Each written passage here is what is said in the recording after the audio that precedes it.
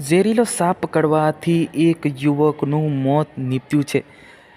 નસવાડી તાલુકાના ચોટી ઉમરે ગામે આવેલા રસુલભાઈ ડુંગરાબીલ નામનો યુવકને ઝેરીલો સાપ કડવાથી ઘટના સ્થળે મોત નીપજ્યું હોવાના સમાચાર મળી રહ્યા છે.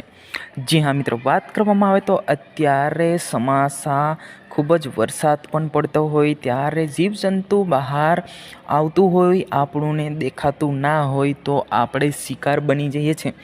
એવી જ ઘટના ઘટી છે કે ગઈકાલે 26/9/2024ના રોજ, જેમ કે તમે ફોટોની અંદર જોઈ શકો છો, ડુંગરાબીલ સુનિલભાઈ નામના યુવકને ઝેરીલો સાપ કડવાથી ઘટના સ્થળે અંતિમ શ્વાસ લીધો હતો.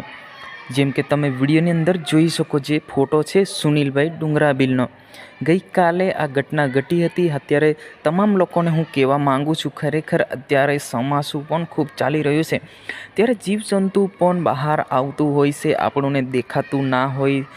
એવી જ ઘટના ઘટી છે કે નસવાડી તાલુકાના ચોટી ઉંબરે ગામે સુનિલભાઈ ડુંગરાબીલ નામના વ્યક્તિને પગે સાપ કડ્યો હતો. ડંક મારતાની સાથે સુનિલભાઈ છે એ ડળી પડ્યા હતા અને ઘટના સ્થળે છેલ્લો શ્વાસ લીધો હતો.